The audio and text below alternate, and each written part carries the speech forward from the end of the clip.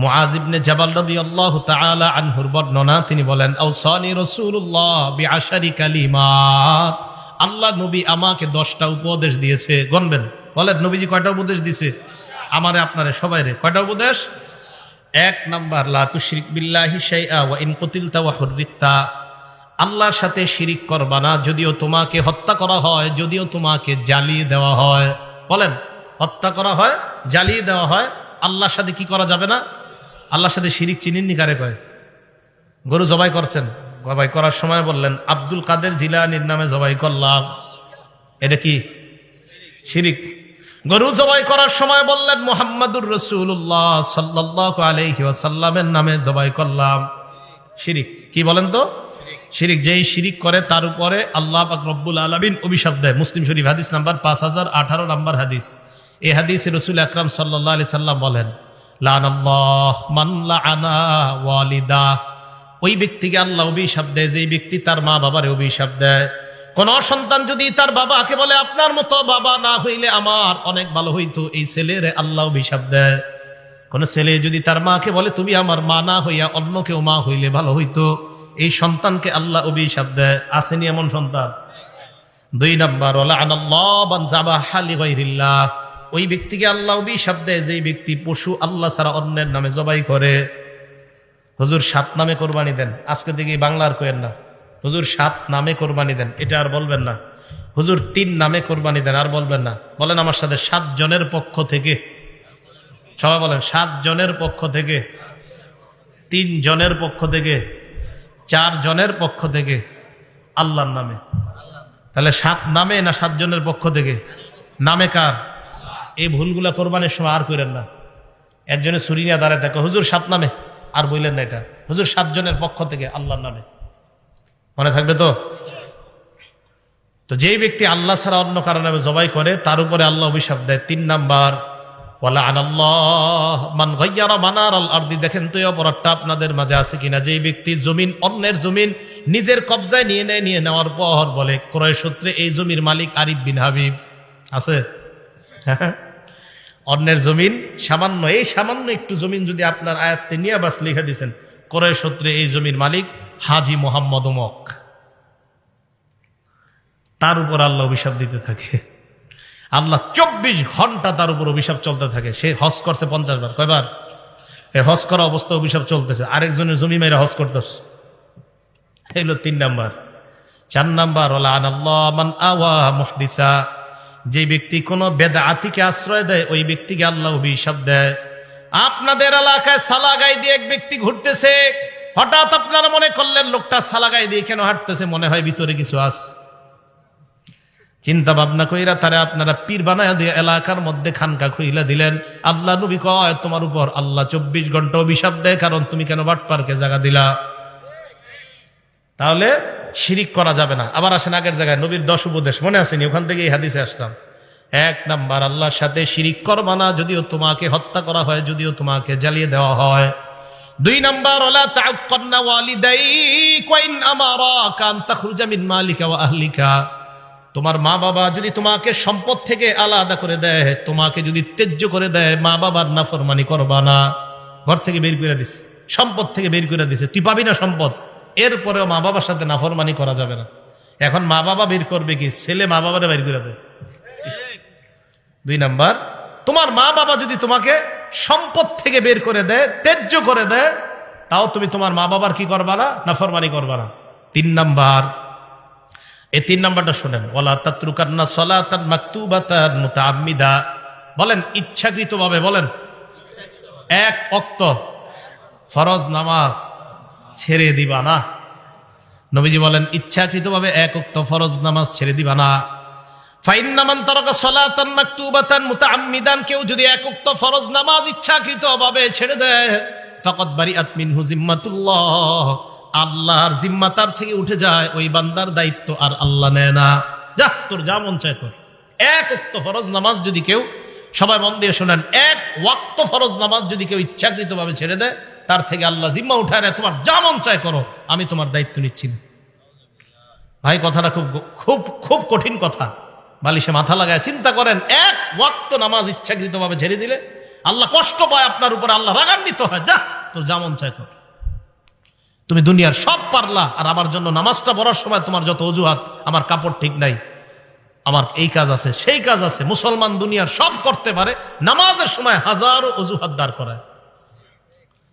তো নবীজি বলছেন, এক ওয়াক্ত নামাজ যদি কেউ ইচ্ছাকৃতভাবে ছেড়ে দেয়, তার থেকে আল্লাহর যে একটা দায়িত্ব আছে এই বান্দার জন্য উঠে যায়। তো যেমন চাই কর।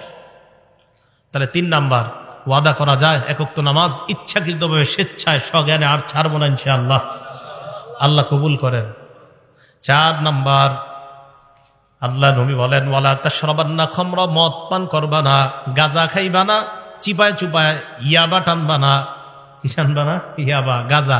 চিপা চুপায় বৈশা গাঁজা টানা যাবে না, ইয়াবা টানা যাবে না, মদ পান করা যাবে না। ফাইন্নাহু রাসু কুল্লি ফাহিশা, মাদক সমস্ত অশ্লীলতার দরজা খুলে দেয়। 5 নাম্বার, ইয়াকা ওয়াল মাসিয়া, গুনাহ থেকে বাঁচো, নাফরমানি থেকে বাঁচো। ফাইন্না বিল মাসিয়াতি হাল্লা সাখাতুল্লাহ, নাফরমানির মাধ্যমে আল্লাহর গজব দুনিয়াতে নেমে আসে। নাফরমানির কারণে আল্লাহর গজব দুনিয়াতে আসে। আমাদের বাংলাদেশের লোকেরা কি কয় জানেননি? আল্লাহ আপনি করোনা না, আরো বেশি কিছু দেন, এরপরে আমরা নাফরমানি ছাড়বো না। আরো ভয়ঙ্কর কিছু দেন, আপনি যা মন চায় দেন, নাফরমানি ছাড়বো না। এর প্রমাণ, এই গজবের পরেও আমাদের দেশে কিভাবে কোন দেশের নর্তুকি আইনা নাচানো হয়, যে আরো বড় গজব দেন, আপনি আরো বড় গজব দেন, সমস্যা নাই আল্লাহ, সমস্যা নেই। আর গজব যে আরো বড় আসবে, এটা আবু দাউদ শরীফের 4019 নাম্বার হাদিসে নবী বলে দিছে, গজব আরো আসবে, অপেক্ষা করেন। হ্যাঁ বলছি, নবীজি বলছেন, আবু দাউদের 4019 নাম্বার হাদিস, ইবনে মাজা, আবু দাউদ না, ইবনে মাজার 4019 নাম্বার হাদিসে নবী বলছে, গজব আরো আসবে আমাদের দেশে, অপেক্ষা করতে হবে আমাদের। কি নবীজি বলছে, কোন দেশের মধ্যে যখন মানুষ ঘোষণা দিয়ে অশ্লীলতা করে, কি দিয়ে? ঘোষণা দিয়ে, প্রকাশ্যে ঘোষণা দিয়ে যখন অশ্লীলতা করবে কোন দেশের মানুষ, ওই দেশে এমন এমন গজব আসবে যেই গজবের নাম অতীতের মানুষ কখনো শুনে নাই। করোনার নাম মানুষ শুনে নাই, ওমিক্রনের নাম মানুষ শুনে নাই, সিডর আইলা নাইলার নাম মানুষ শুনে নাই। তাহলে একের পরে এক নামে, এমন নামে গজব আসবে যে নাম আগে দুনিয়াতে ছিল না। এই জন্য দেখেন, করোনার কারণে কত কোটি কোটি মানুষ বেকার হয়ে গেল। এরপরে কিভাবে এমন গজবের কাজ করা হয় যে কাজের কারণে গজব আসে। আমি তো মনে করেছিলাম করোনার পরে আমাদের দেশের 90% মানুষ মনে হয় নামাজি হয়ে যাবে, তাদের ধ্যান ধারণা সব পাল্টায় যাবে, কিন্তু না, গজবের ইলেকট্রনিক মিডিয়া আমাদের এই যুব সমাজ সহ পুরা বাংলাদেশ সহ গোটা দুনিয়াটাকে ধ্বংসের দ্বার প্রান্তে নিয়ে গজব আরো দেও আল্লাহ, সমস্যা নাই, আরো অপরাধ করবো আমরা, তুমি দেও যেমন চায়। মানুষের ভাবসাব এমন অপরাধের। ওয়াইয়াকা ওয়াল মাসিয়া, 5 নাম্বার নবীজি উপদেশ দিলেন, নাফরমানি কইরো না, নাফরমানির কারণে আল্লাহর গজব আসে। মুসনাদে আহমদ একটা কিতাবের নাম, এই কিতাবের 26,638 নাম্বার হাদিসে নবীজি বলছেন, ইজা যহারাতিল মাআসি ফি কওমিন, কোন এলাকায় যখন নাফরমানি ব্যাপকভাবে হবে, আম্মাহুমুল্লাহু বিআযাবিন মিন ইনদিহি, ওই এলাকার ভালো খারাপ সবার উপর আল্লাহ গজব দিবে। ভালো খারাপ সবার উপর। সাহাবারা কয়, হুজুর ভালো মানুষের উপর কেন দিবে? নবীজি বলেন, গজব আসবে যখন ভালো খারাপ দেখবে না, সবার উপর আসবে গজব। করোনায় ভালো মানুষ মারা গেছে না? ভালো মানুষও মারা গেছে, তাহলে গজব আসবে সবার উপর। নবীজি বলেন, কিয়ামতের ময়দানে ভালো মানুষগুলাকে আল্লাহ আলাদা করে জান্নাত দিয়ে দিবেন। তো বলতেছিলাম 5 নাম্বার উপদেশ, নাফরমানি থেকে বাঁচো। 6 নাম্বার, ওয়া ইয়্যাকা ওয়াল ফিরার মিনাজ যাহফি ওয়া ইন হালাকান নাস, জিহাদের ময়দানে সবাই যদি ধ্বংস হয়ে যায়, তুমি জিহাদের ময়দান থেকে পলায়ন করবা না। 7 নাম্বার, ইদা আসাবান নাস মাউতুন, কোন এলাকার মধ্যে যদি মহামারী লেগে যায়, ওয়া আনতা ফীহিম ফাসবুত, ওই এলাকার মধ্যে যদি তুমি থাকো, ওই এলাকা থেকে পালাবা না, ওই এলাকার মধ্যে তুমি অবস্থান করো। কোন এলাকায় মহামারী লাগছে, ওই এলাকা থেকে তুমি পালাও না, সেখানেই থাকো। বিসমিল্লাহ। বিশ্ব স্বাস্থ্য সংস্থা ঘোষণা দিল, সারা পৃথিবীতে লকডাউন দিল, আর বলল কি, যে যেখানে আছে সেখান থেকে যেন বের না হয়। এটা বিশ্ব স্বাস্থ্য সংস্থার ঘোষণা কিছুদিন আগে। আমাদের নবী 1500 বছর আগে বলে দিছে এই ঘোষণা। তার মানে মুসলমানদের পক্ষ থেকে আমরা দাবি জানাই, ও অমুসলমান সম্প্রদায় যারা আছেন, পুরা পৃথিবীতে এই ঘোষণা আপনারাও মেনে নেন। আমাদের নবী মানুষদের মধ্যে সবচেয়ে শ্রেষ্ঠ গবেষক ছিলেন। না হয় কিভাবে বলে দিলেন, যেই দেশে মহামারী লাগবে সেখানেই থাকো, সেখান থেকে বের হয়েও না। বিশ্ব স্বাস্থ্য সংস্থা এখন কইছে, আমাদের নবী 1500 বছর আগে কইছে। 7 নাম্বার, যেখানে মহামারী লাগে সেখানে থাকো, বের হয়েও না। 8, 9, 10 নাম্বারটা মন দিয়ে শুনেন সব অভিভাবকরা। 8 নাম্বার, আনফিক আলা ইয়ালিকা মিন তাওলিকা, তুমি তোমার সামর্থ্য অনুযায়ী, সাধ্য অনুযায়ী পরিবারের উপর খরচ করবা। বেতন আপনার 15,000, আপনার সন্তান আপনার কাছে একটা মোবাইল চেয়েছে, মোবাইলের দাম 20,000। বেতন কত? মোবাইলের দাম কত? পরিবারে চালাবেন কিভাবে? এই সন্তান ওই বাবারে তখন সুদ নামক গুনাহে লিপ্ত করে। ওই বাবা তখন ছেলের দিকে তাকায় বাধ্য হইয়া ব্যাংক থেকে সুদ আনে। কি করবে? ছেলে কয়, মোবাইল যদি না দাও আমি পড়াশোনা করব না। কি কথাগুলো ঠিক না? তো সাধ্য অনুযায়ী তুমি তোমার পরিবারের উপর খরচ করো, এটা হলো 8 নাম্বার। 9 নাম্বার, ওয়ালা তারফা আনহুম আসাকা আদাবা, তোমার পরিবারের উপর থেকে তুমি শাসনের লাঠি উঠাইবা না। পরিবারের উপর শাসনের লাঠি মানে আপনার বিবি যেন আপনাকে ভয়, এই ব্যাপারে যেন ভয় পায়, আমার স্বামী দুনিয়ার মধ্যে সবচাইতে ভালো, আমার স্বামীর মতো হাস্যোজ্জ্বল মানুষ নাই। তবে আপনার বিবি যেন অন্য মহিলাদেরকে এই কথা বলতে পারে, আমার স্বামী দুনিয়ার সব কিছুর সাথে আপোষ করতে রাজি, নামাজের সাথে আমার স্বামী কোনো আপোষ করবে না। নামাজ যদি না পড়ি আমার স্বামীর চাইতে কালো চেহারা আর কারো হবে না। বিবি আপনাকে নিয়ে যেন এটা বলতে পারে যে আমার স্বামী সব ছাড় দিবে, আমাকে বলবে একটু হাসি ঠাট্টা সব মানবে, কিন্তু নামাজ পড়বো না, আমার স্বামী আমার এই ছাড় দিবে না। এই ভয় প্রত্যেক বিবির মধ্যে যেন আপনার ব্যাপারে থাকে, এটা শাসনের লাঠি। আপনার ছেলে মেয়েগুলা যেন ফজরের সময় কয়, এই তাড়াতাড়ি ওঠ, আব্বা কিন্তু লাঠি নিয়ে আসতেছে, এই আব্বা রাগ হয়ে যাবে, আরে আব্বা গালি দিবে, বকা দিবে। দেখেন এখন আমাদের মাঝে না এই শ্রদ্ধাগুলো আর নাই। হ্যাঁ, আগে আমরা দেখেন ওনারা, আপনারা যারা আছেন 10 বছর আগেও, 15 বছর আগেও, আপনার বয়স যদিও 25-30, একটা ভয় কাজ করতো, এই আরে আব্বা রাগ করতেছে, ওঠ তাড়াতাড়ি ওঠ, ফজরের নামাজে চল। তার মানে বাবার প্রতি সন্তানদের একটা ভয়, এটা শ্রদ্ধা থেকে এই ভয়টা কাজ করতো। আমেরিকার বিশাল বড় বড় লোক হয়ে যাওয়ার পরেও সন্তান বাবার সামনে যখন আসতো একদম বিড়ালের মতো নিচের দিকে তাকায়, কারণ আমার সামনে যিনি উনি আমার বাবা, আমি তার সন্তান। এই শ্রদ্ধাবোধ গুলা নাই। জানেন কেন নাই? এই মিডিয়া, এই মোবাইল আমাদের বাবা আর সন্তানের এই শ্রদ্ধার সম্পর্ক নষ্ট করে দিচ্ছে। কেন জানেন? বাবা, সন্তান, স্ত্রী একসাথে বৈশা সিনেমা দেখে যে ঘরের মধ্যে, আপনি বলেন ওই সন্তান ওই বাবাকে কিভাবে শ্রদ্ধা করবে? করবে না। তাহলে 9 নাম্বার, সন্তান পরিবারের উপর থেকে শাসনের লাঠি বুঝে আসছে সবার। আপনার সন্তানরা যেন এই ভয় থাকে, এই শোন তাড়াতাড়ি নামাজে চল, নামাজে না গেলে আব্বা কিন্তু যে রাগ করবে, এই ভয় সন্তানদের মাঝে থাকাটা, এটা হলো শাসনের লাঠি। 10 নাম্বার, ওয়া আখিফুম ফিল্লাহি আজ্জা ওয়া জাল, তোমার পরিবারকে তুমি সব সময় আল্লাহর ব্যাপারে ভয় দেখাও।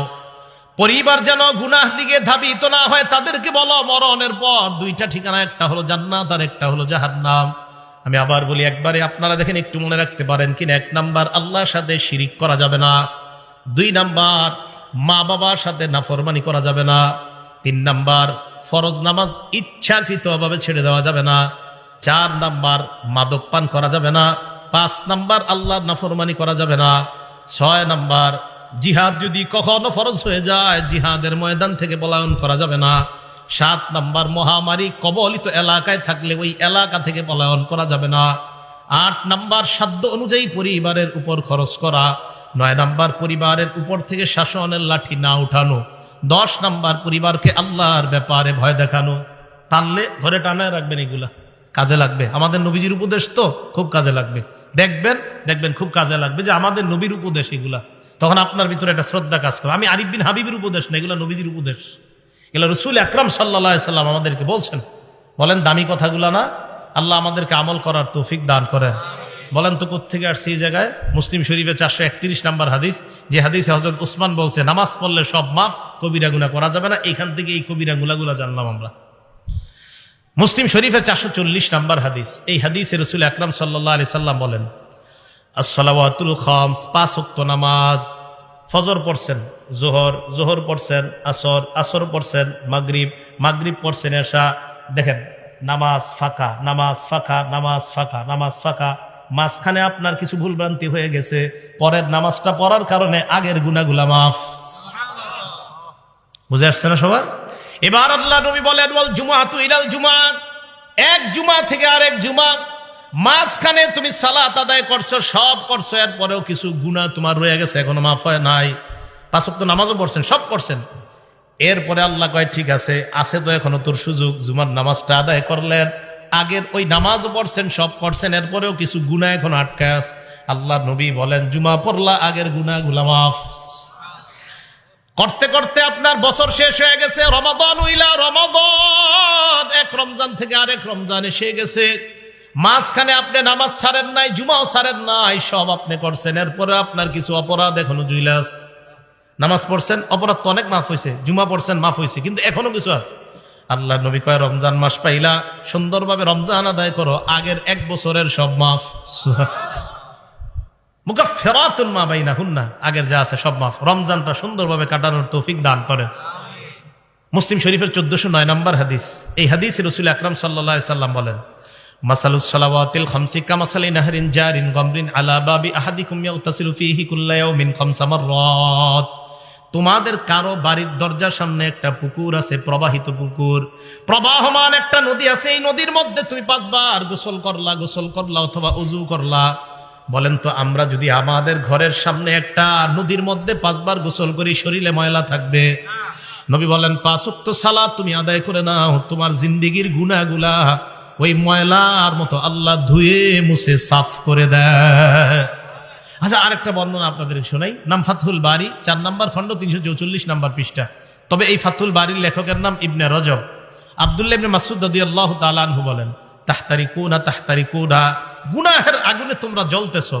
ফাইদা সাল্লাইতুমুল ফাজরা, ফজর নামাজ যখন তুমি পড়লা, গসালাতহা, তোমার জিন্দেগীর এই গুনাহ নামক ছাইগুলা ফজরের নামাজ ধুয়ে মুছে সাফ করে দেয়। এবার কি করে দেখেন, সুম্মা তানামুনা, এরপর তোমরা ঘুমাইবা। ঘুমানোর পর ফালা ইউক্তাবু আলাইকুম হাত্তা তাস্তাইখিজুন, ঘুমানোর পর তোমরা ফজর নামাজের আগ পর্যন্ত ঘুমাইলা, উঠার পর ফজরের সালাত আদায় করলা, আর তোমার আমল নামায় কোনো গুনাহ লেখা হয় না। কেন লেখা হয় না জানুনি? তুমি এশা পড়লা, উইঠা আবার ফজর পড়লা, মাঝখানে ঘুমাইলা, এই ঘুমের মধ্যে তুমি কাটাইলা, আল্লাহ তোমাকে ইবাদতের মধ্যে গণ্য করে নেয়। এটা জানেননি আপনারা? ফজর নামাজ যদি জামাতে পড়তে পারেন তাহলে তো আরো ঘটনা। কি এশার নামাজ জামাতে পড়ছেন, ফজর নামাজও জামাতে পড়ছেন। বলেন এশা কিসে পড়ছেন? জামাতে। ফজরও ক্বালা রাসূলুল্লাহ সাল্লাল্লাহু আলাইহি ওয়াসাল্লাম, আল্লাহ নবী বলেন, মান সাল্লাল ফাজরা মান সাল্লাল ইশা বি জামাআ, কোন ব্যক্তি যদি এশার নামাজ জামাতের সাথে আদায় করার পর ওই ব্যক্তি ঘুমাইলো, আল্লাহ নবী বলেন ফাকান্নামা ক্বামা নিসফাল লাইল। হাত উঠানো দরকার নাই। আজকে যারা এশার নামাজ জামাতের সাথে আদায় করছেন, আপনারা একটু পরে ঘুমায় যাবেন। আল্লাহ নবী কয় এশার নামাজ জামাতে আদায় করছেন, অর্ধেক রাত দাঁড়ায় ইবাদত করলে যেই সওয়াব, আপনি ঘুমের মধ্যে ওই সওয়াব পেয়ে যাবেন। এরপর আপনি উঠা ফজরের নামাজ জামাতে আদায় করলেন, বলেন ইনশাআল্লাহ। আগামীকাল যদি আপনারা সবাই ফজরের নামাজটা জামাতে আদায় করেন, নবী বলেন ফাকাদ নামাজ সাল্লাল লাইলা কুল্লাহ, সারা রাত নামাজের সওয়াব পেয়ে যাবেন। মুসলিম শরীফের হাদিস, 1377 নম্বর হাদিস। তাহলে নামাজ যদি আমরা পড়ি, এশা পড়ে যদি ঘুমাই, আর উঠা যদি ফজর পড়ি, বলেন ঘুম ও ইবাদতে গণ্য করে নিবেন কে? আল্লাহ। কি পড়বো তো ইনশাআল্লাহ। তাহলে 7 নাম্বার, নামাজ পড়লে গুনাহ মাফ করে দেয় আল্লাহ। 8 নাম্বার, নামাজ পড়লে আমার আপনার মর্যাদা আল্লাহ বাড়ায় দেয়। মুসলিম শরীফের 480 নম্বর হাদিস। নবীজির গোলাম সাওবান রাদিয়াল্লাহু তাআলা আনহুর কাছে এক ব্যক্তি আসছে। আসার পর প্রশ্ন করলেন, আমাকে এমন একটা আমলের ব্যাপারে বলো যে আমলটা করলে আমাকে আল্লাহ জান্নাত দিবেন। 3 বার এই প্রশ্ন করছে। 3 বার এই প্রশ্ন করার পর নবীজির গোলাম বললেন, সালতু আন যালিকা নবী সাল্লাল্লাহু আলাইহি ওয়াসাল্লাম, আমি আল্লাহ নবীকে এই প্রশ্নটা করেছিলাম, মর্যাদা কিভাবে বাড়ে। নবীজি জবাব দিলেন, আলাইকা বিকাসরাতিস সুজুদ, তুমি বেশি বেশি সিজদা দিবা। নামাজ যত পড়বা তত তোমার সিজদা হবে। ফাইন্নাকা লা তাসজুদু লিল্লাহি সাজদা, আপনি যখন একটা সিজদা দেন, ইল্লা রাফাকাল্লাহু বিহা দারাজা, এই এক সিজদায় আপনার মর্যাদা বেড়ে যায়। আবার সিজদা দিলেন আপনার গুনাহ মাফ হয়ে যায়। এক সিজদা দিলে মর্যাদাও বাড়ে, গুনাহ মাফ হয়। আরেক সিজদা দিবেন, আবার মর্যাদা বাড়ে, আবার গুনাহ মাফ হয়। এবার আপনাদের কাছে আমি জানতে চাই, নবীর কাছাকাছি জান্নাতে কারা থাকতে চান? আসলে থাকতে চান? হাত নামান। এটা হলো 9 নম্বর উপকারিতা। নামাজ পড়লে নবীর কাছে থাকতে পারবেন। দলিল মুসলিম শরীফের 481 নম্বর হাদিস। নবীজির সাহাবা নাম মনে রাখবেন, রবিআ ইবনে কাব। বলেন কি নাম? রবিআ ইবনে কাব বলেন, কুনতু আবিতু মা রাসূলিল্লাহি সাল্লাল্লাহু আলাইহি ওয়াসাল্লাম, আল্লাহ নবীর সাথে আমি রাত্রি যাপন করলাম। রাতের বেলা আল্লাহ নবীর ওযুর পানি আমি এনে দিলাম, আর নবীর প্রয়োজনীয় জিনিসগুলো আমি এনে দিলাম। নবীকে আমি ওযুর পানি দেওয়ার পর আল্লাহ নবী আমাকে বললেন, সাল, এই মেয়ে আমার কাছে কিছু চাও। সাহাবা বলেন, নবীজি আমারে বললেন আমার কাছে কিছু চাও, যা চাইবা তাই দিমু, চাও। সুবহানাল্লাহ।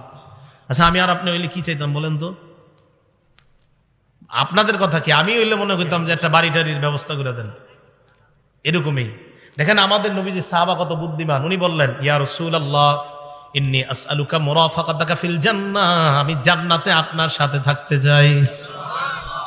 তাই তুমি কি কও? কয় যে এটাই চাই। নবীজি কয় আওয়া গায়রা যালিকা, এছাড়া আর কিছু চাও না? কয় না, এটাই চাই, আমি জান্নাতে আপনার সাথে থাকতে চাই। নবীজি বললেন, ফাআইন্নী আলা নাফসিকা বিকাসরাতিস সুজুদ, তাহলে বেশি বেশি সিজদা করো, নামাজ পড়ো, যত বেশি নামাজ পড়বা জান্নাতে আমার তত কাছে থাকবা। তাহলে আশিক রাসূল পাওয়া গেল। নামাজ পড়লে আশিক রাসূল, নামাজ বেশি পড়লে তাকে আশিক রাসূল বলা হবে। আবার বলছি, যে যত বেশি নামাজ পড়বে সে তত বেশি নবীকে মহব্বত করবে। যে যত বেশি নামাজ পড়বে সে দাবি করতে পারবে আমি তত বেশি আশিক রাসূল। আর যে নামাজ পড়বে না, নামাজ না পড়ে শুধুমাত্র লাফায় আর চিল্লা চিল্লি করে আর দাবি করে আমি নবীকে মহব্বত করি, সে আশিক রাসূল না আশিকে শয়তান। নামাজ পড়তে হবে, নামাজ ছাড়া যাবে না। আপনি চিন্তা করেন, একদিনও নামাজ পড়ে না, বছরে একটা অনুষ্ঠান করে লাফায় আর আমার ভিতরে নবীর প্রেম আছে। আরে তাহলে বলেন তো, আশিক রাসূল কি নামাজ ছেড়ে দিলে হবে না নামাজ পড়লে? নবীজির কাছে থাকা যাবে নামাজ ছাড়লে না পড়লে? আমি এটা যে মানি, আমার মন চাই এই হাদিসটা আমি পুরো বাংলাদেশের ঘরে ঘরে গিয়ে বলি যে নামাজ পড়লে আশিক রাসূল হয়, নামাজ না পড়লে হয় না। এই যে নবী বলছেন, মুসলিম শরীফের 481 নম্বর হাদিসে নবী বলছেন যে তুমি যত সেজদা করবা জান্নাতে আমার তত কাছে থাকবা। আমি আপনি বলতেছি না, নবীর প্রেম যত থাকবে তত জান্নাতে, নামাজ পড়ি আর না পড়ি নাউজুবিল্লাহ। আমার নবী কয় না, যত বেশি নামাজ পড়বা তত বেশি তোমার মাঝে আমার মহব্বত পয়দা হবে আর তুমি তত কাছে আমার জান্নাতে থাকবে। নবী বলে একটা, আমি আপনি স্লোগান দিয়ে আর একটা, কিভাবে হবে? এগুলো 9 নম্বর কথা, নামাজের উপকারিতা। যত বেশি নামাজ তত নবীর কাছে জান্নাতে। 10 নম্বর, আপনারা আজকে এশার নামাজে হাইটা হাইটা মসজিদে গেছেন কারা? দেখি এইবার হাত তোলেন, সমস্যা নেই। হাইটা হাইটা গেছেন না মসজিদে? হাত নামান। হাইটা যারা মসজিদে গেছেন, মুসলিম শরীফের 1407 নম্বর হাদিস, ক্বালা রাসূলুল্লাহ সাল্লাল্লাহু আলাইহি ওয়াসাল্লাম, আল্লাহ নবী বলেন, মান তাতাহহারা ফি বাইতিহি, যে ব্যক্তি ঘরে ওযু করে, তাহলে একটা সুন্নাত যদি পারেন পালন করেন, পারেন যদি ওযুটা ঘরে করবেন। করার পর এরপর আপনি ঘর থেকে বের হলেন, এই যে দরজা দিয়ে এই যে বাহিরে পাটা রাখছেন, মসজিদে যাবেন, কানাত খতওয়াতা, আপনার 2 পা 2 ভাগ হবে আল্লাহর কাছে। কিভাবে? প্রথম আপনি পাটা রাখলেন, তাহুত্তু খতিআ, পা রাখার সাথে সাথে আপনার গুনাহ মাফ। এরপর আল উখরা তারফাউ দারজা, আরেকটা পা রাখলেন, আপনার মর্যাদা বাড়ছে। তাহলে নামাজের দিকে যদি আপনি যান, সুম্মা মাশা ইলা বাইতিন মিন বুয়ুতিল্লাহ, আপনি যদি ওযু করার পর আল্লাহর কোন ঘরের দিকে রওনা করেন, 1 পা ফালাইবেন গুনাহ মাফ, আর 1 পা ফালাইবেন মর্যাদা বেড়ে যায়। তাহলে যত বেশি হাইটা মসজিদে যাবেন তত সওয়াব। এক সাহাবা অনেক দূর থেকে মসজিদে আসতো, অন্যান্য সাহাবারা কয়, মিয়া তুমি একটা বাহন কিনতে পারো না, বাহন দিয়ে আসবা? কয় না, নবীজি বলছে যত হাইটে আসবো তত সওয়াব, তাই আমি বাহন কিনি না। কয় মিয়া তুমি মসজিদের আশেপাশে ঘরটা বানাইতে পারো না? কয় না, নবী বলছে যত দূর থেকে আসবো তত বেশি সওয়াব। তাহলে 10 নাম্বার, যত বেশি হাইটে আমরা মসজিদে যাব তত বেশি সওয়াব। 11 নাম্বার, মসজিদে সকাল সন্ধ্যা কয়বার যাই আমরা? বলেন কয়বার যাই? 5 বার। বুখারী শরীফের 662 কত হয়? 600। আমি আবার এটা করাই প্রত্যেক মাহফিলে। এটি বলাই কেন জানে? চা স্টলের সামনে আমরা গিবত শেখাত না করে এমনি ঘুমু। হুজুর কালকে 662 কইছে, কয় কি? কয় বুখারী শরীফের 662 নাম্বার। মানে আমি চাইতেছি আমাদের মুসলমানদের কথাবার্তাগুলো এরকম হয়ে যাক, চা স্টলের সামনে বৈশা গিবত শেখায়তের পরিবর্তে এগুলা হোক যে বুখারী শরীফের হুজুর শিখাইছে 3-3-3-1 3331 নাম্বার হাদিস। কই জায়গায় কি কইছে? কই জায়গায় বলছে ইস্তাউসু বিন নিসা, মহিলাদেরকে খালি ওয়াজ করো, পিটাইও না, খালি ওয়াজ করো, ওয়াজ করো। সুবহানাল্লাহ। আবু দাউদ শরীফের 3-3-1 3331 নাম্বার হাদিস। কইতে সুন্দর লাগে না কথাগুলা? ওইখানে আবার কি কইছে? কই জায়গায় বলছে এমন একটা সময় আসবে, যে সময় সবাই মিছিল দিয়া সুদ খাবে, কেউ বাকি থাকবে না। ডাইরেক্ট যদিও না খায়, সুদের হাওয়া সবার গায়ে লাগবে। নবীজি বলছেন এরকম 3370 নাম্বার হাদিস বুখারী শরীফের। ওখানে আবার কি? ওখানে নবী দুরূদ শিখিয়ে দিয়েছে। কোন দুরূদ? যেটা নামাজে পড়ি, সুবহানাল্লাহ, আল্লাহুম্মা সাল্লি আলা মুহাম্মাদি ওয়া আলা আলি মুহাম্মাদ। এই বিষয়গুলো আমি চাইতেছি মুসলমানদের মুখে মুখে চাই স্টলের সামনে এইগুলো আলোচনা হোক, গীবত শেখায়ত না হোক। তো বলতেছিলাম বুখারী শরীফের 662 কত হয়? 600 বলেন না একটু, আমরা আলোচনা করি। 662 কত হয়? 662। এই হাদিসে রাসূল আকরাম সাল্লাল্লাহু আলাইহি সাল্লাম বলেন, মান গাদা ইলাল মসজিদি ওয়া রাহা, কোন ব্যক্তি যখন সকাল সন্ধ্যা মসজিদে যায়, আ'আদাল্লাহু লাহু নুজুলাহু মিনাল জান্নাতি কুল্লামা গাদা আও রাহা, যতবার মসজিদে যায় ততবার তার জন্য জান্নাতে মেহমানদারি প্রস্তুত হয়ে যায়। পেট রেডি করেন তাড়াতাড়ি খাওয়ার জন্য। কি পরিমাণ খাইবেন দেখি জান্নাতে গিয়ে। যতবার মসজিদে যাবেন ততবার মেহমানদারি। তাহলে আমরা যতবার মসজিদে যাচ্ছি চিন্তা করেন কি পরিমাণ খানা আল্লাহ আমাদের জন্য রেডি করে রাখছে। এগুলো 11 নম্বর ফজিলত নামাজের, যে যতবার নামাজে যাবেন ততবার জান্নাতে মেহমানদারি। 12 নম্বর ফজিলত, আচ্ছা নামাজ পড়ার পর আপনারা অনেকে বসে থাকেন না মসজিদে, সুবহানাল্লাহ, আলহামদুলিল্লাহ, লা ইলাহা ইল্লাল্লাহ, আল্লাহু আকবার, বসে বসে তাসবিহ পড়েন। আপনি তাসবিহ পড়েন না, কিচ্ছু করেন না, এমনি বসে রয়েছেন নামাজ পড়ে, আল্লাহ বসে রয়েছেন মসজিদের এক কোনায়, অজু অবস্থায় বসে রয়েছেন, বসে বসে ঘুমাইতেছেন, অজু অবস্থায় বসে বসে ঘুমাইতেছেন, বসে রয়েছেন, কোনো কাজ করতেছেন না। নবীজি সাল্লাল্লাহু আলাইহি সাল্লাম বলেন, বুখারী শরীফের 2119 নম্বর হাদিস, 2119, 2119, ঠিক না? 2119, 2119। এই হাদিসে রাসূল আকরাম সাল্লাল্লাহু আলাইহি সাল্লাম বলেন, আল মালাইকাতু তুসাল্লি আলা আহাদিকুম মা দামা ফি মুসাল্লাহু আল্লাযী ইউসাল্লি ফীহ। নামাজ পড়ার পর মুসল্লি যেই জায়গায় বসে আছে, বসে থাকার পর ওই মুসল্লি যতক্ষণ মসজিদ থেকে বের না হয়, ফেরেশতারা তার জন্য আল্লাহর কাছে 2টা দোয়া করতেই থাকে। এক নাম্বার ফেরেশতারা বলে, আল্লাহুম্মা সাল্লি আলাইহি, মাবুদ তুমি এই বান্দার উপর শান্তি নাজিল করো। মাবুদ গো, বেচারা পেরেশানি হয়ে মসজিদে বসে আছে, আল্লাহ আমরা ফেরেশতারা বলতেছি তারে তুমি শান্তি দিয়ে দাও। ভাই কিভাবে বুঝাবো আপনাদেরকে? আপনি পেরেশান হয়ে মসজিদে গিয়ে বসে রয়েছেন, ফেরেশতারা আল্লাহ রেখে, আল্লাহ তারে শান্তি দাও, সুবহানাল্লাহ। 2 নাম্বার, আল্লাহুম্মা আরহামহু, আল্লাহ তুমি তাকে তোমার রহমতের চাদর দ্বারা ঢেকে নাও। দোয়া 2টা সুন্দর না? তাহলে অস্থির কাজ করতেছে, পেরেশানিতে আছেন, মসজিদে নামাজ পড়ে একটু বসে থাকেন, আর মনে মনে ভাববেন যে হুজুরে বুখারী শরীফের দলিল দিয়ে বলছে আমি মসজিদে যতক্ষণ বসে থাকবো আমার পেরেশানি দূর হওয়ার জন্য ফেরেশতারা দোয়া করবে। এগুলো 12 নাম্বার উপকার। 13 নাম্বার, মসজিদে যায় দেখছেন আপনাদের এলাকায় জোহর কয়টায়? 1টায় না 101টায়? আচ্ছা 101টা ধরে নিই আমরা। মসজিদে গেছেন আপনি, যাওয়ার পরে সুন্নত পড়ে দেখতেছেন 20 মিনিট বাকি আছে, বসে রয়েছেন, কোনো কাজ নাই। এই যে আপনি বসে রয়েছেন, আরো 20 মিনিট বসে থাকবেন, আপনি এমনি বসে রয়েছেন, অটোমেটিক গাছের পাতার মতো আপনার গুনাহ জোরে পড়তেছে। দলিল মুসলিম শরীফের 475 নম্বর হাদিস, ক্বালা রাসূলুল্লাহ সাল্লাল্লাহু আলাইহি ওয়াসাল্লাম, আল্লাহ নবী বলেন, আমি কি তোমাদেরকে এমন 3টা আমলের কথা বলবো না, যেই 3টা আমল করলেই তোমাদের গুনাহ অটোমেটিক মাফ হইতে থাকে? 1 নাম্বার, ইসবাগুল ওযুই আলাল মাকারিহ, তুমি অপছন্দ মানে কষ্ট হইতেছে অজু করতে, কষ্ট, এরপরেও তুমি অজু করতে কষ্ট হইতেছে, এরপরে অজু করতে কষ্ট হয়, মনে করেন এই জায়গায় একটু সমস্যা আছে, তো আপনি আস্তে ধীরে অজু করতেছেন, কষ্ট। 1 নাম্বার কষ্ট হইল অজু করা। 2 নাম্বার, কাসরাতুল খুতা ইলাল মাসাজিদ, হাইটা বেশি বেশি মসজিদে যাওয়া। 3 নাম্বার, ইন্তিজারুস সালাতি বাদাস সালাহ, নামাজের অপেক্ষায় বসে থাকা। এই 3টা আমল তোমরা করতেছো, গাছের পাতার মতো গুনাহ জড়ে পড়ে যায়। এই জায়গায় গাছের পাতা শব্দটা নাই, এখানে আসছে গুনাহ জড়ে পড়ে। আরেক হাদিসে আসছে নবীজি সাল্লাল্লাহু আলাইহি সাল্লাম বের হইতেছে, সাহাবা তাকায় রইছে, তো মাথায় লাইগা গাছের পাতা ঝরে পড়তেছে, তাকায় রইছে। নবীজি বলেন, কি ব্যাপার, আশ্চর্য হইতেছো, গাছের পাতা পড়তেছে? এই গাছের পাতাগুলা যেইভাবে পড়ে নামাজ পড়বা, এইভাবে তোমার গুনাহগুলা ঝরে পড়েছে। তাহলে 13 নাম্বার আমরা জানলাম, মসজিদে গিয়া অপেক্ষা করলেও কোনো লস নাই। কিন্তু আপনারা কি করেন জানেন? 101টার সময় যদি 1:16 বাজে যায়, অথবা 17 ইমাম সাহেব আসে না, সবাই একসাথে মিছিল দিয়া, হুজুর আসে না কেন? হুজুর আসে না কেন? এখন থেকে আর এটা করবেন না। কেন? যে হুজুর আসতে 2 মিনিট দেরি হইলে আমার লাভ, 2 মিনিট আরো গুনাহ ঝরবে। ঠিক আছে না? এই গেল 13। 14 নাম্বার, আবু দাউদ শরীফের 558 নম্বর হাদিস, নবী সাল্লাল্লাহু আলাইহি সাল্লাম বলেন, ঘর থেকে যারা উযু করে বের হয়ে মসজিদে আসবেন, আসার পর নামাজে দাঁড়াইলেন, আজরুহু কাজরিল হাজিল মুহরিম, ইহরাম বাঁধা অবস্থায় হাজী সাহেব হজ করলে যে সওয়াব, আপনি ওই সওয়াব পাবেন।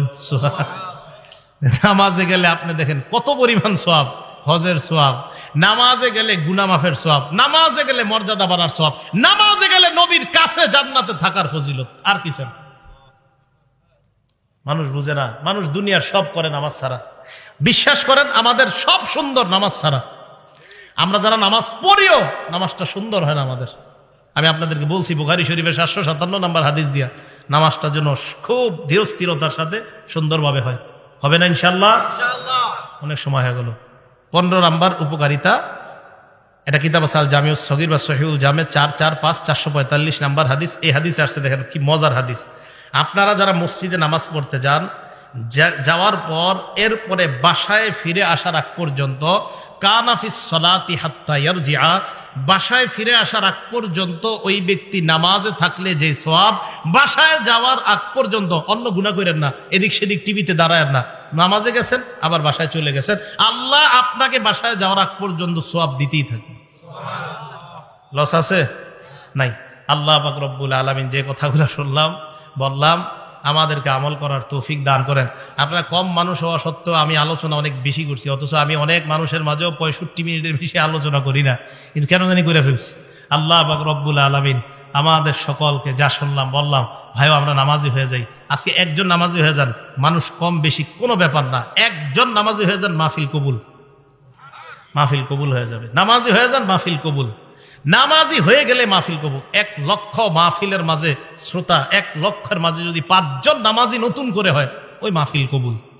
কিন্তু 1 লক্ষ মানুষ হয়ে যদি একটা মানুষও নামাজি না হয়, একটা মানুষ নতুন করে যদি সুদ না ছাড়ে, একটা মানুষ যদি ওই মাহফিল হেদায়েত না হয়, তো বলেন সে মাহফিলের কি মূল্যটা থাকে? এজন্য ভাই, এই মাদ্রাসা কর্তৃপক্ষ মাহফিলের আয়োজনটা করছে, অন্তত আপনারা যে মাহফিলের আয়োজন কেন এই নিয়তে আয়োজন করা হয়, মানুষ যেন হেদায়েতি কিছু কথা শোনে। আমি আমার আমলের জন্য আপনাদেরকে কিছু কথা বললাম। আমি নামাজের ওয়াজটা যখন আমার নিজের মধ্যে বেশি প্রয়োজন, তখন নামাজের ওয়াজ করা। আমরা যারা সফর করি, সফরের মাঝে দেখা যায় আমাদের নামাজ একটু দেরি হয়ে যায়, কষ্ট লাগে, আহারে অনেক সময় জেমে পড়ে থাকার কারণে তখন দেখা যায় জামাতে নামাজ পড়া হয় না। কত নিয়ত করছি আজকে এশার নামাজটা জামাতে পড়বো, বিশ্বাস করেন এক জায়গায় দাঁড়াইছি, দাঁড়ানোর পর দেখলাম নামাজটা শেষ হয়ে গেছে। এরপরে আসলাম আপনাদের ওইদিকে একটা মসজিদ, ওখানেও দিকে নামাজ শেষ। আরেক জায়গায় থামাইলাম, ওখানেও নামাজ শেষ। ভাবলাম 15তে জামাত, গিয়ে দেখি না ওই জায়গায় জামাত হয়ে গেছে 8টায়। আরেক জায়গায় ভাবলাম 15তে জামাত, এখানে এসে দেখি না ওখানে 8টায় হয়ে গেছে। আরেক জায়গায় ভাবলাম ওখানে গিয়ে 15তে পাবো, সেখানে আসতে আসতে 8:30 বেজে গেছে। তো এইভাবে দেখেন সফরের মধ্যে অনেক সময় এইগুলা মেনটেন করা কষ্টকর হয়ে যায়। তো আমি চিন্তা করলাম এরকম হইতেছে কেন, মানে নামাজের ওয়াজ করা দরকার। তাই আজকে আপনাদের সামনে নামাজের ওয়াজ করলাম, যেন আমার মাঝেও নামাজের গুরুত্বটা যেন বেড়ে যায়। কেন জামাত পাইলাম না, কেন জামাত পাইলাম না? নিশ্চিত কোনো অবহেলা আছে, তাই জামাত পাইনি। অবহেলা না থাকলে আল্লাহ পাওয়াই দিত। কোনো সমস্যা আছে মুশরিক না হয় অন্য দিন তো আমরা পাই, অন্য জায়গায় তো জামাত পাই, কেন মাঝে মাঝে এরকম পাই না? তো বুঝি যে কোনো গুরুত্বহীনতা, অবহেলা হচ্ছে কোথাও। তাই জন্য আমার দরকার সর্বপ্রথম ভাই, আমরা সবাই নামাজি হয়ে যাই। 1 ওয়াক্ত নামাজ ছাড়েন না, 1 ওয়াক্ত নামাজ কাজা করবেন না, 1 ওয়াক্ত নামাজ কাজা করবেন না। বাবা লাগেন, ভাই লাগেন, স্টেজে আসেন, পায়ে ধরতে বলেন, তাও ধরতে রাজি আছে। নামাজ ছাড়েন না, দুনিয়ার সব কিছুর সাথে আপোষ করেন, নামাজের সাথে আপোষ করেন না। 1 ওয়াক্ত নামাজ ছাড়েন না।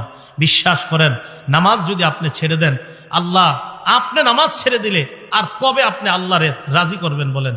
আপনি আল্লাহ, যে আল্লাহ আপনারে বানাইলো, আল্লাহ বললেন 5 ওয়াক্ত নামাজ। দেখেন তাবলিগওয়ালা সাথী ভাইয়েরা দাওয়াত দিতে গেলেই বলে লুঙ্গির একটু সমস্যা আছে, আপনি যান পরে আসতেছে। 7 দিন দাওয়াত দেয়, তাও একই কথা বলে পরে আসতেছে। সব কিছু তার রেডি আছে। একটু ভাবেন তো, আপনার যদি গিয়ে বলতো 1 প্যাকেট বিরিয়ানি দেওয়া হবে, কেউ হাসবেন না। আপনাকে নামাজের কথা না বললে আপনি বলেন একটু পরে আসতেছে। আপনি একটু সত্যি করে বলেন যে আপনাকে একটা বিরিয়ানির কথা যদি বলতো, কাচ্চি দেওয়া হবে 1 প্লেট, ঠিক আপনি চলে আসতেন। তাহলে আপনি 1 প্যাকেট কাচ্চির কাছে আপনি নিজে আনতে পারেন। তো আল্লাহ বলতেছে একটু নামাজে আসো, তখন আপনি কত অজুহাত দাঁড় করান, ভাই একটু দোকানে থাকতে হবে, হুজুর এই সমস্যা আছে, সেই সমস্যা। আজকে থেকে একটা নিয়ত করে ফেলেন, পৃথিবীর সব জায়গায় অজুহাত দাঁড় করালেও নামাজের ক্ষেত্রে কোনো অজুহাত দাঁড় করাবো না। ঠিক আছে না ইনশাল্লাহ? এখন কথা হলো, আজকে তো ওয়াজ করে চলে গেলাম, আপনাদের মাঝে এগুলো থাকবে কিভাবে? মসজিদে নিজেদের মধ্যে নামাজের আলোচনা বেশি করবেন। নিজেদের মাঝে যখন নামাজের আলোচনা বেশি হবে, চা দোকানের সামনে নামাজের আলোচনা বেশি হবে, ক্ষেতের পাশে 2 জন দাঁড়ায় গল্প করতেছেন, যখন নামাজের আলোচনা বেশি হবে, দেখবেন যেই জিনিস আপনার মাঝে কম আমলের ক্ষেত্রে ওইটার আলোচনা বাড়াইয়া দিবেন, আমল শুরু হয়ে যাবে ইনশাআল্লাহ। তো দেখবেন যদি যে আমার মাঝে মনে হয় নামাজের গুরুত্ব একটু কম, তখন নামাজের আলোচনা বেশি আরেকজনের সাথে করবেন। আসেন মুরব্বী, একটু নামাজের ব্যাপারে আপনি আমারে কিছু শিখান, আমি আপনারে কিছু শিখাই। তো দেখবেন নতুন করে নামাজের প্রতি আবার জজবা তৈরি হইতেছে। আল্লাহ পাক রব্বুল আলামিন আমাদের সকলকে, এলাকার নারী পুরুষ সকলকে আল্লাহ 5 ওয়াক্ত নামাজ সময় মতো যেন পড়তে পারে আল্লাহ তৌফিক দান করেন। আমিন। ওয়া আখিরু দাওয়ানা আনিল হামদুলিল্লাহি রাব্বিল আলামিন।